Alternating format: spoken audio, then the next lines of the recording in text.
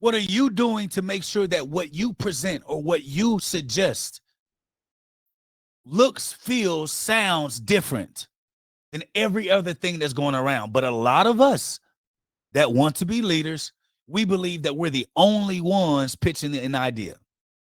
We're the only idea that should be considered. But why? What have you done in the organization that changed the organization so much that when you leave, the organization would hurt? If you can be easily replaced by somebody, that means that you're not as good of a leader as you think that you are. And we have work to do. If you have a fear of losing your job because you spoke up, that definitely does mean that you're not the best at what you do.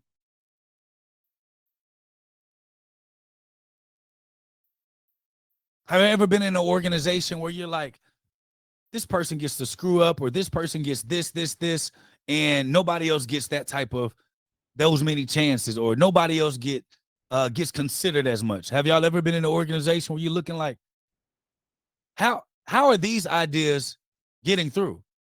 And this person is not better than me. And their ideas are better than mine.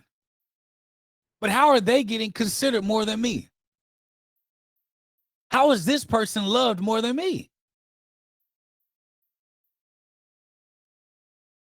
Called selling. Selling. And your sideline partners and your upline, you have to sell to them regularly.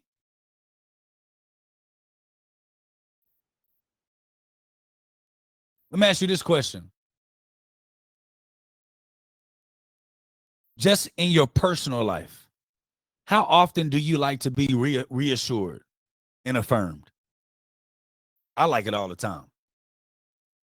How often do you like to be reassured and affirmed? Like, hey, we in this together. Hey, it's me and you. Hey, I love you. Hey, you're a great dad. Hey, you're a great husband. Now listen, I know for a fact if I need reassurance and affirming every day. I believe that a lot of people naturally, without realizing, we want those same things.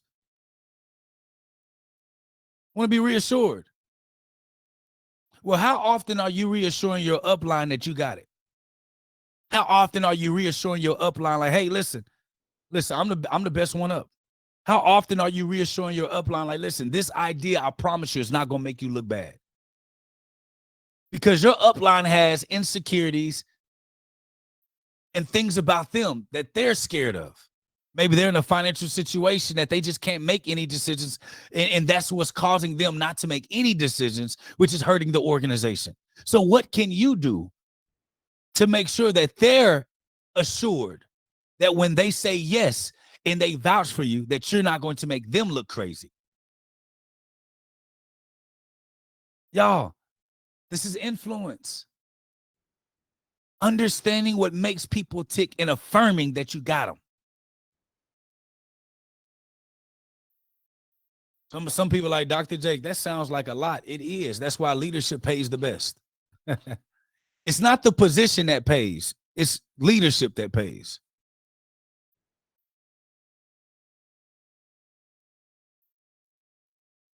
You may say, I do more than this person. How do they get paid more than me? But they're managing more people. You only managing you.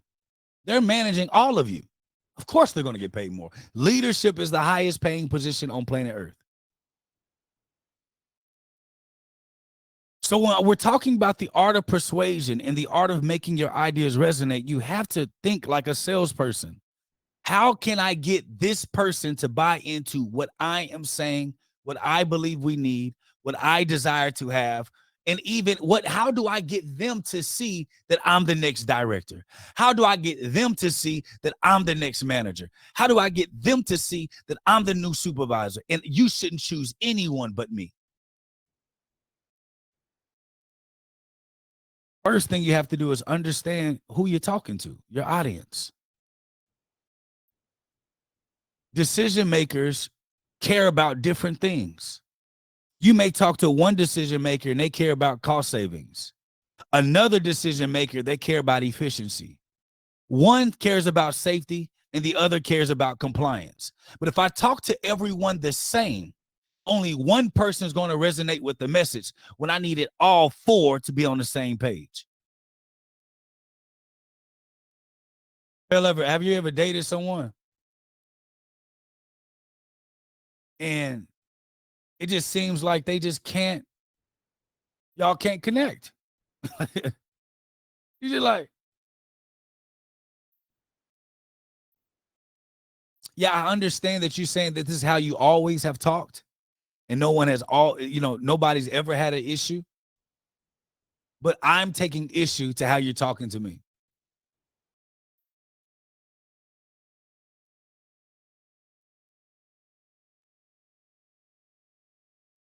Provide, I put money on the table, I do this. Yeah, I understand. Those are things that may help someone else feel valued. But for me, I care about affirmation and quality time. Because every leader has a love language of how they're running their organization. You have to figure out what it is and speak to them in that language. Some leaders are 100% about faith. Others are about finance. Some leaders care about culture. So when I'm learning to communicate to people, I have to always be able to understand what their love language is. That's my job. And if I'm talking to everyone the same and wanting everyone change to my tone, you're only going to get about 5 to 10% of buy-in. Are y'all banking what I'm thinking? Put B's in the chat if you banking what I'm thinking, if you understanding what I'm saying.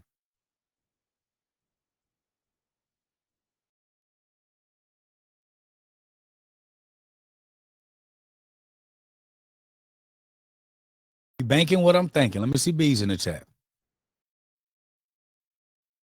So learning how to find your audience and who you're talking to as a leader is important.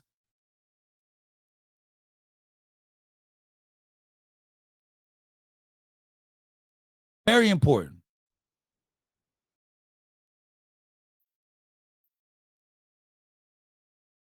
Absolutely right, Lori. But doing it with authenticity is also important.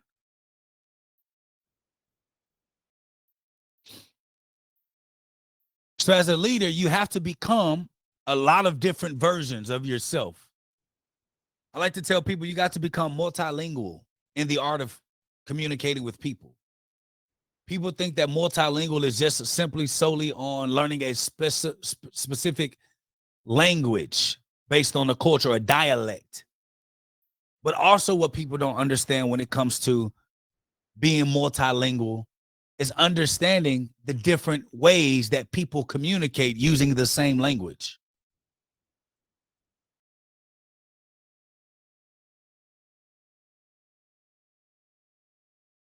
Authentic.